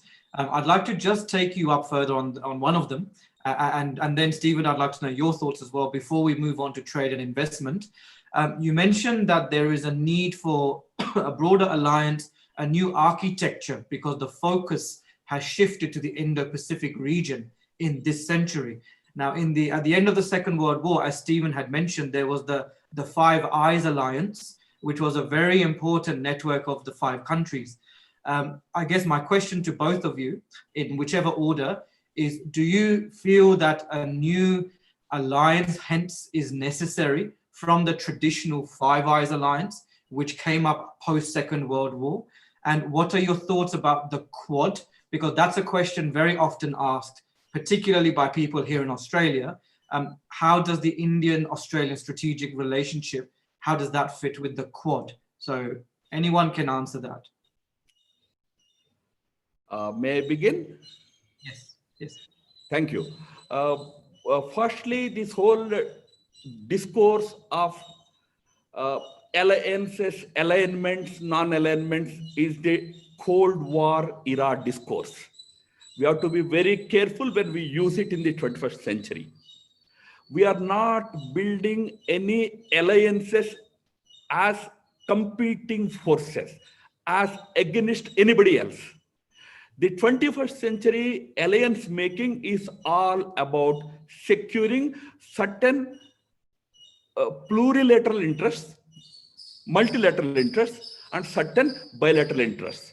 Only that should guide us in forming any new arrangements in this era, because obviously none of us want another Cold War to emerge in this world, in this century. And mark my words, if there is going to be another Cold War, this time it is going to be played out in our neighborhood in the Indo-Pacific region. Do we want that? Obviously, the answer should be no. So when we talk about new architecture, it has to be about a kind of an architecture that will be inclusive, that will help in the prosperity of all countries, that will be helping in certain values, like, we mentioned about freedom of navigation. In the international relations, an important value. Maritime commons belong to everybody. No country can claim that it's its own backyard. Like, Indian Ocean, by its name, has India. Can India claim it to be its own ocean? Similarly, South China Sea simply has the name of China, cannot suddenly become an ocean becoming to any one country. So maritime commons have to be managed to the benefit of everybody. So this value system, which is different from the value system of last century. Remember, when last century the institutions were created, they were created under the shadow of the Cold War.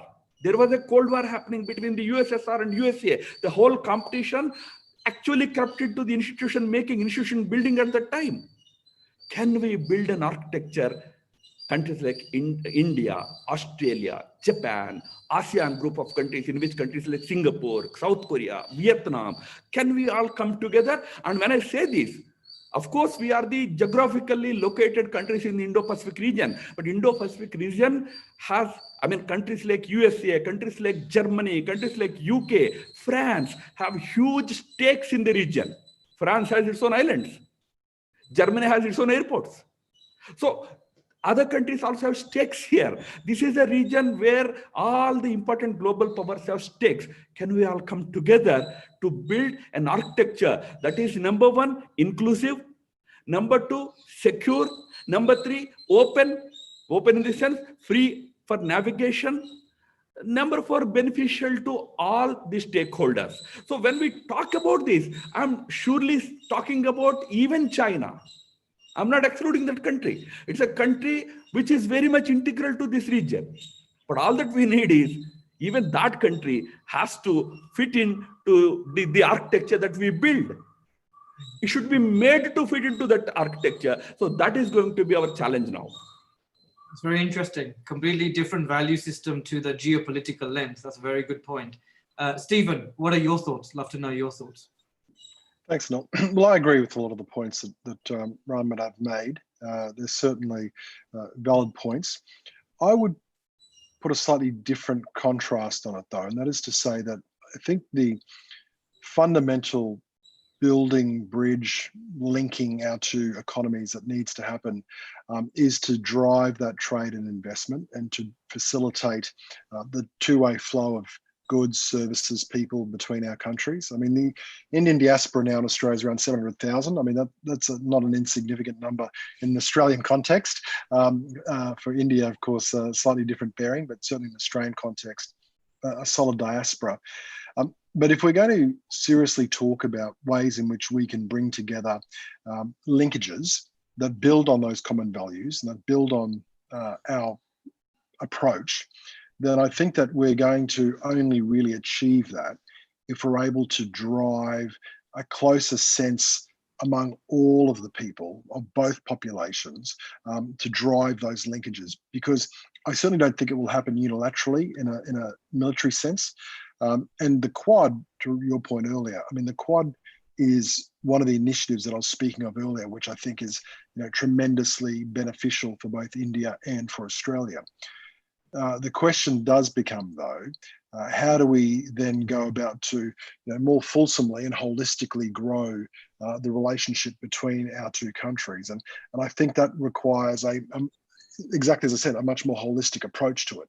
And that's going to ultimately be of benefit to both countries. And look, frankly, there are a lot of complementarities between India and Australia. And I think that there's a lot of knowledge that Australia can share with India, because if there's one thing that we as democracies understand, it is all of the compromises and challenges and shortcomings of democratic systems.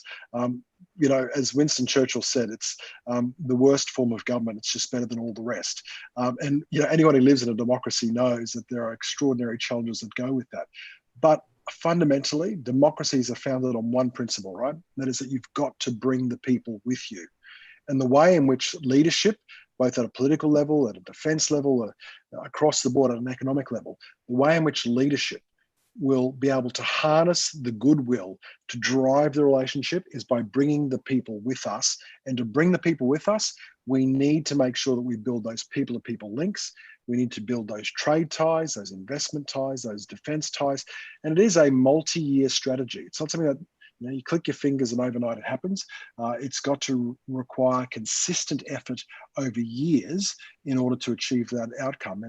But I certainly do think that it is beneficial. I certainly do think that it is very achievable. Okay, thank you, Stephen. And I want to stick with you just to talk about the trade and the investment side of things between the two countries. So looking at the 2019 figure, Stephen, just looking at the export value, the exports of Australia to India was in the realm of $9 billion, I believe. That's not overall trade surplus, that's just the exports, which is about 3.8%. Comparing that to some other countries, which is far greater. With the comprehensive strategic partnership signed last month, you having so much experience with the FTAs, how is that a huge benefit to the two countries? What changed for our audience? In simple terms, what changed with the signing of that partnership from an economic and investment perspective? Well, that partnership really signifies that there's a desire in both governments to be able to drive those economic ties that I was speaking of earlier. My former counterpart, Suresh Prabhu, he and I had a terrific relationship, and it's at his invitation that I'm participating this afternoon. And Suresh and I, really worked very hard to try to achieve a free trade agreement between Australia and India. You would recall, of course, that when Tony Abbott was Prime Minister in Australia, he and Prime Minister Modi spoke about having an FTA between our countries. So there's certainly at a leadership level a strong desire to be able to achieve that. But any free trade agreement has, a whole array of challenges. And certainly for India, an incredibly, the largest democracy in the world, there are a whole range of really challenging policy outcomes that would flow from a free trade agreement. And we saw that most recently as well when India decided to withdraw from the Regional Comprehensive Economic Partnership, the RCEP, which was ASEAN countries plus Australia, New Zealand, Korea, India, and China at the time, but then India decided to withdraw. So it's going to be nuanced. India's trade approach is quite different to Australia's and quite different to a number of other countries. It's perhaps a little less orthodox in the sense that it's less about free trade and more about self-sufficiency. And there are advantages and disadvantages from that. But getting in place framework agreements like the Comprehensive Strategic Partnership in time, a targeted free trade agreement that liberalizes that flow. India needs foreign direct investment. Australia can help. If you bear with me for 30 more seconds, I think about, I visited India a number of times. I went to, in Mumbai, a very large fruit and vegetable market. I'm told the largest in the country. And what was surprising for me to see was that there was no cold chain. There was no cold chain through. Now, that's an area where Australia, of course, can lend tremendous assistance. And Minister Prabhu and I spoke about opportunities for Australian investors to be able to assist with things like grain storage and cold chain logistics and those types of things. So I think a lot could be done to materially and positively impact on India's standard of living. But that doesn't operate unilaterally. It's not one-way traffic. There is a two-way street. For a market like Australia, our goods exports, our merchandise exports were, I think, a little higher than the number you said. I think about 16 billion, 17 billion last year. But we've got, it's still a drop in the ocean compared to a market the size of India. Today, let alone what India is going to be like in another decade or two, where it will be, you know, the third largest economy in the world.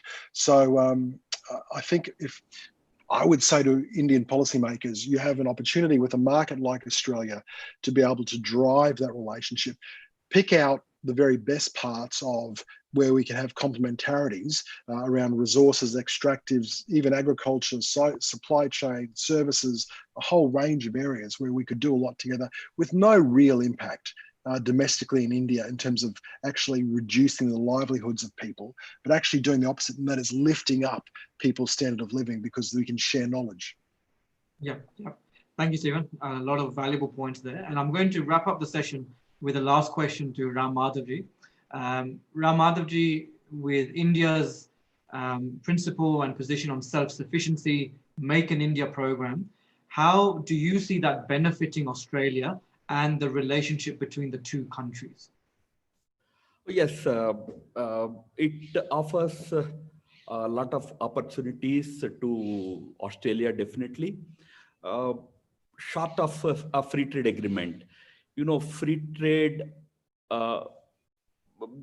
agreement entails many things.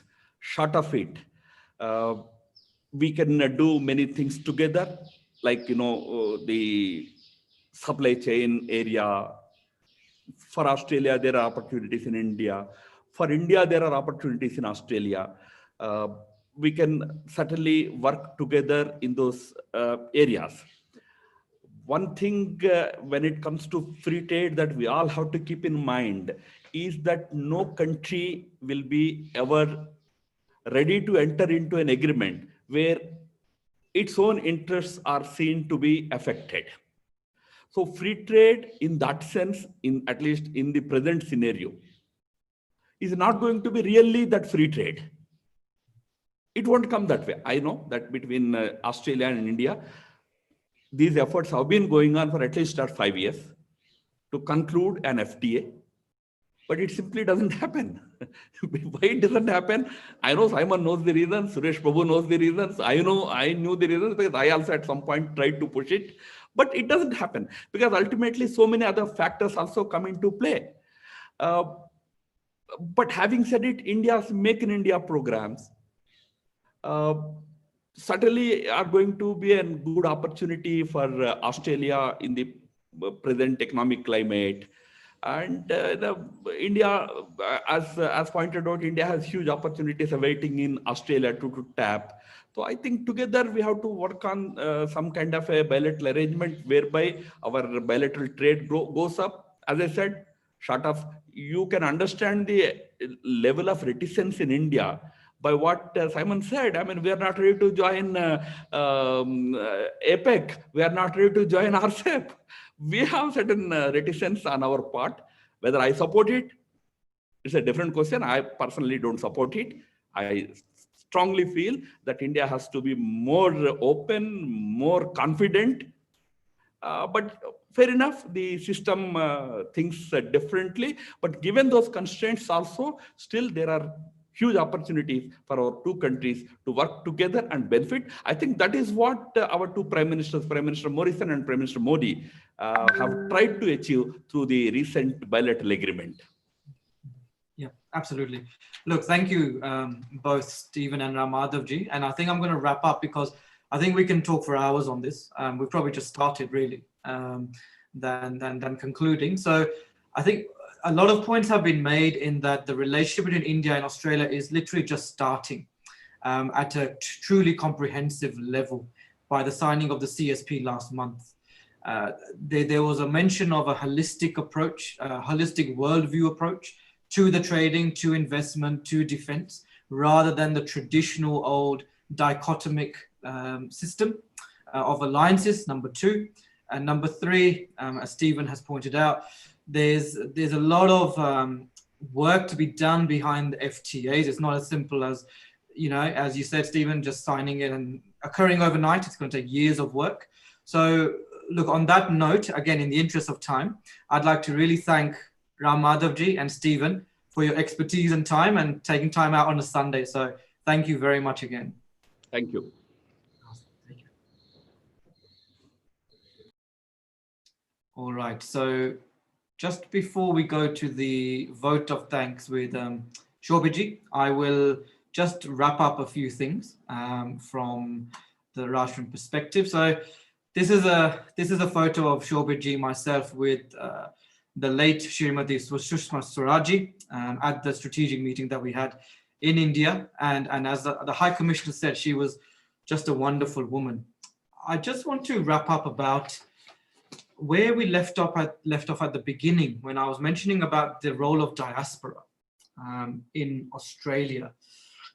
What you would have seen for this session, for these 3 sessions, the aim was not to give you definitive answers. The aim was just to give you some food for thought, just to highlight that strategically, there's a long way to go between Australia and India. If you compare the relationship of India, US, and India, UK, and Australia, UK, and the Australia, US, there's a long way to go for India, Australia to move forward at a deeply strategic level. And last month's signing was one such example. I now want to bring my attention to the facet of leadership. As I started off saying, as Australian Indian diaspora, we do need to up our game. That's my personal opinion. We've done very well. We've done very well. You know, Member of Parliament Kaushaliya ji being the first Indian and of Hindu origin to be in Parliament is a remarkable achievement. All of these cultural organizations, remarkable. And on that note, I would like to pay my respects to every single leader for the work that they are doing, because it is contributing to the 2 countries of Australia, India. But I want to just highlight the term leadership. Leadership doesn't just come with a title, doesn't just come with people applauding you, and it doesn't just come with good speeches. Leadership comes with effectiveness. And like I have mentioned, I give my utmost respect to all leaders, whatever scale they are working at. But being completely honest with you, we also know leaders where we think, frankly, where did you get your skill set from? You know, they might be lacking in certain areas. So the art of leadership, which has been well documented in our Indic wisdom thousands of years ago, is something that needs to be brought to the forefront. And we always talk about youth. The youth are important, but we cannot ignore the middle-aged and the elderly as well. They have a lot of wisdom. Why can they not change? Why can they not learn? Even though the youth are highly flexible, I understand that, but we don't want to ignore and be ageist. We don't just want to be youth. So leadership must traverse all demographics, number one. I want to really bring to the forefront the concept of strategic leadership, effective leadership. And that is where Shobhit will come in to explain about Rashtram and the work that's going to happen moving forward. Over to you, Shobhit. Yeah, thank you, Anil for giving that good primer about how Rashtram envisions leadership. And as you rightly said, it has to be seeped in our civilizational thought. It's not just a management jargon which is used. So it definitely comes from deep within. I just briefly want to talk about what we are doing at Rashtram. I'll take about a few more minutes and then we'll close it. Want to start with the international work which Rashtram has been doing. It's called the World Governance Expedition. Since 2016, we have been involved in taking delegations to understand the governance practices internationally, how best we can learn from the international best governance practices and bring it back to India, learn from that as well.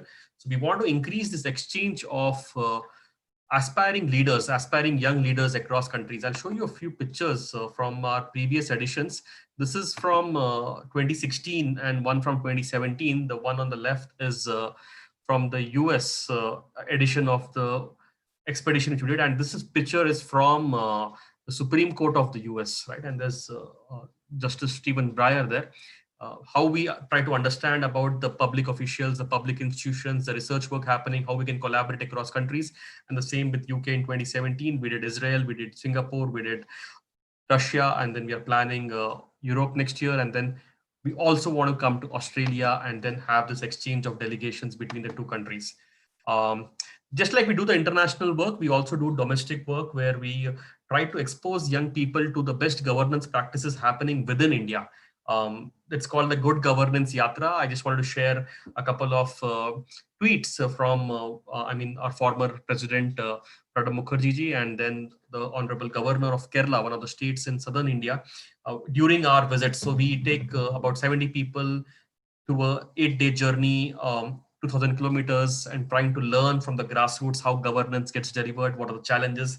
It's been fascinating. We have covered almost the entire country through these different programs in the last 5 years. Similarly, there's something called the policy boot camp, which we do, and we want to bring this as well to Australia, where we have a 21-day residential summer school with 150 delegates carefully chosen from across the country who interact with various thought leaders, parliamentarians, bureaucrats, social leaders, and try to understand the nuances of public policy. It has been a great experience. We have done 6 editions of this so far. In fact, this year's edition was online given the COVID situation.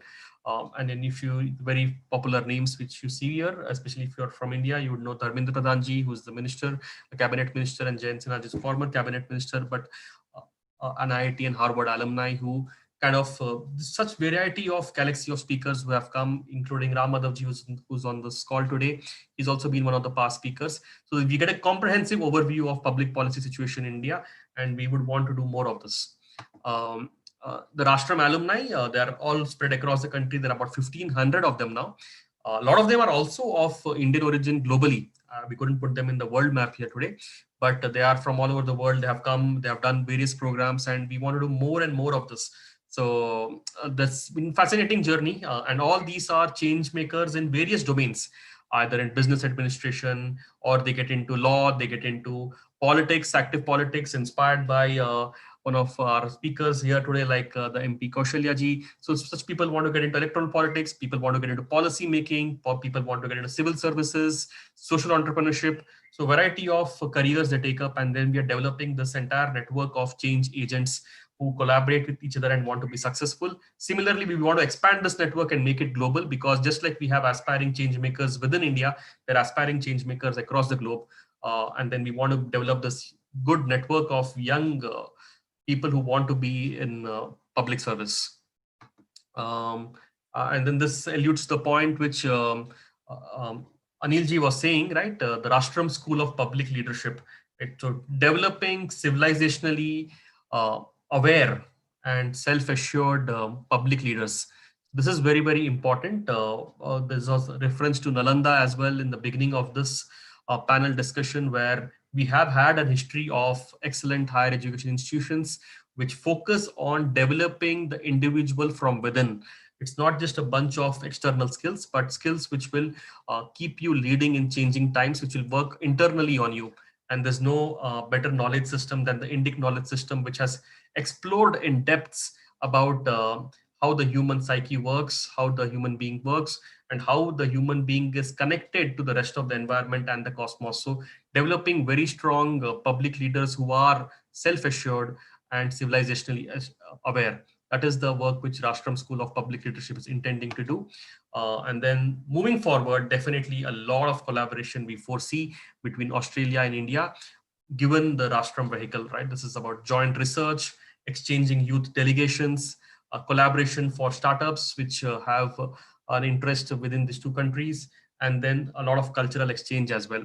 And through this brief opening session which we had today on the Australia-India Strategic Dialogue, we tried to cover these various aspects about higher education, trade, cultural diplomacy, and we had this galaxy of eminent speakers who gave their thoughts. But this is just the beginning. We want to take it a lot further. We want to keep deepening the collaborations between these two countries. I have the contact information of Anil ji out here. If you have not registered for the webinar, you should, because you will stay in touch, and then a lot more is yet to come. And then this is the formal launch of the Australia-India partnership, given the, through the Rashtram School of Public Leadership. So I would like to thank everyone for being a part of this webinar today and the launch of the Australia-India collaboration through Rashtram. It has been a very difficult situation, because through COVID, there was a lot of nervousness about can we pull this off, especially the situation being pretty bad on both countries' end. But I'm very thankful to the speakers who have taken their time off on a Sunday afternoon from different time zones and have been able to make it for this the amazing set of ideas which you have exchanged today, as well as all the audience who are watching us live on YouTube and have been sharing their comments actively. So thank you everyone. Thank you everyone for coming in today and sharing your time. We'll stay in touch, and there's a lot more to come. Stay tuned. Thank you.